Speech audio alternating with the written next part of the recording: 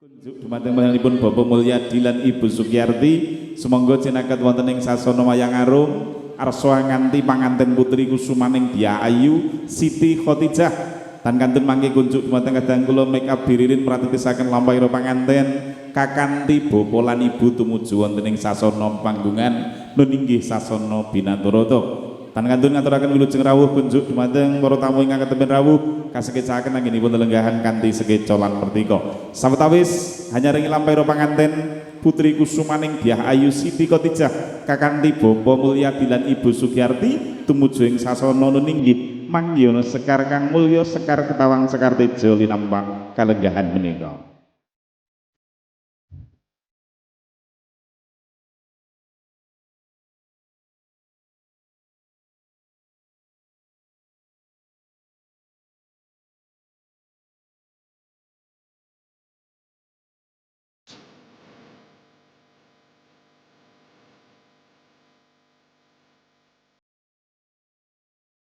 Nun sembah miring ulun kapurba risang rupengeran sahanani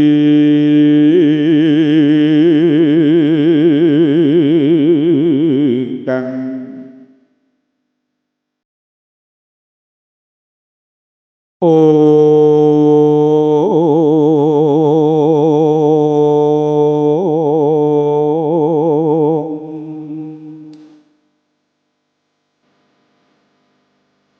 ana bondo arum ambrek angambar mijil saka madyaning sasana bali mayang arum binarum kang kumandhang ketawang sekar tejo hanyaring lampahira kusumaning Dyah Ayu Siti Khotijah kakanthi dening panjenenganipun Bapa Mulyadi Ibu Sugiyarti Giya jumangkah alon-alon satindak kandhek sajangkah kendel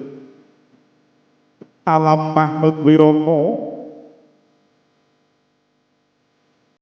mangkono pratandha kalamun sang panganten putri kusumaning Dyah Ayu Siti Khotijah tan kendhat hangates marang panguwasing Gusti kang akarya jagat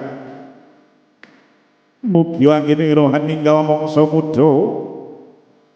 hangracut alam remaja giya manjing gesang tataran ingkang dewasa lulus kang ginayuh sembodo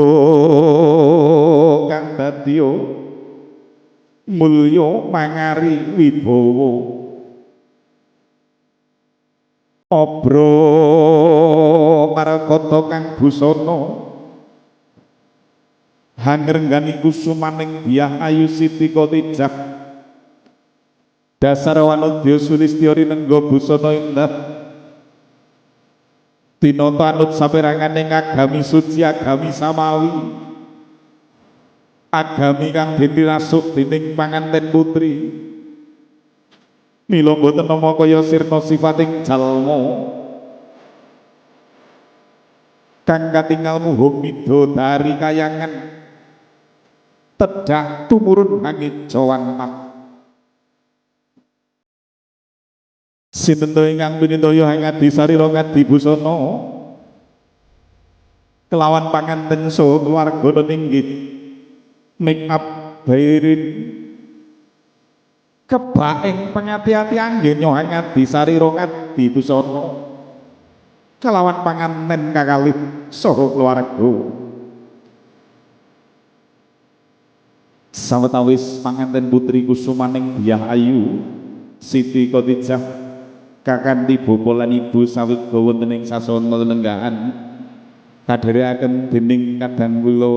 leninggih make up bairin tan kantune mangke arsa nampi wujuding ubarampen upacara adat robongan kapasrahaken dening panjenenganipun bapa lan ibu minangka arsa tinaliti mugi mangki anggenya panganten nglampahi upacara adat robongan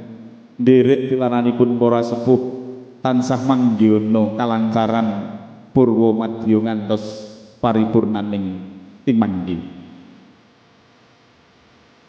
Sawetawis mobil panganten kakung sampun sawiga ing sangajenging sasana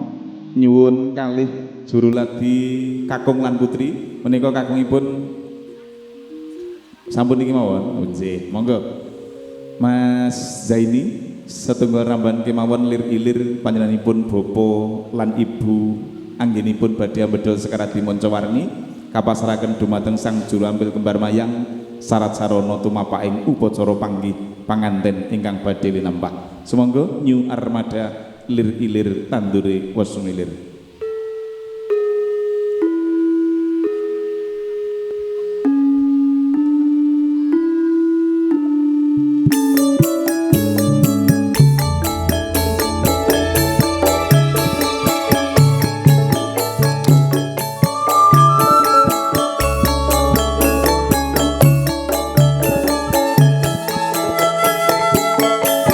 Binedol kembar mayang wujuding sekarat dimanca-warni syarat sarana tumapaking upacara panggih panganten panggih raos tresna asih raos nyawijine nyuwun dumateng Gusti ingkang Maha Linuwih.